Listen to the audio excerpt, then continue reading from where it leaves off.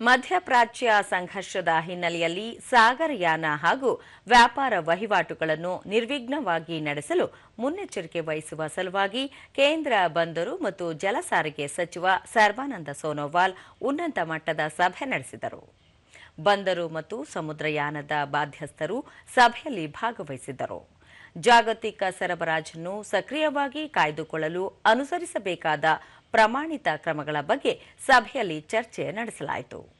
ಸರಕು ಸಾಗಾಣಿಕೆದಾರರು, ಬಂದರುಗಳ ನಿರ್ವಹಣೆಗಾರರು ಮತ್ತು ವ್ಯಾಪಾರ ಸಂಘಟನೆಗಳ ಜೊತೆ ಮುಂಬರುವ ಸವಾಲುಗಳ ಬಗ್ಗೆ ಸಚಿವರು ಸಮಾಲೋಚನೆ ನಡೆಸಿದರು.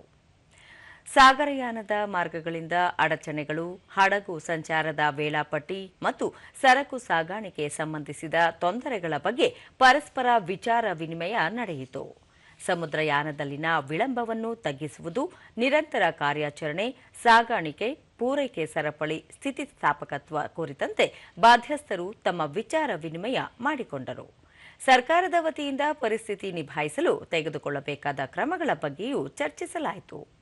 ಮಧ್ಯಪ್ರಾಚ್ಯ ಗಮ್ಯದ ಆಮದು ಮತ್ತು ರಫ್ತು ಸೇವೆ ಕುರಿತಂತೆ ಹೆಚ್ಚಿನ ಚರ್ಚೆ ನಡೆದಿದೆ. ಸಚಿವ ಸರ್ಬಾನಂದ ಸೋನೋವಾಲ್ ದೇಶದ ಸಮುದ್ರ ಮಾರ್ಗದ ವ್ಯಾಪಾರೋದ್ಯಮವನ್ನು ಸುರಕ್ಷಿತವಾಗಿಡಲು ಕೇಂದ್ರ ಸರ್ಕಾರ ಸಹಯೋಗ ಮತ್ತು ಶೀಘ್ರ ಕ್ರಮಗಳನ್ನು ಕೈಗೊಳ್ಳುತ್ತಿದೆ.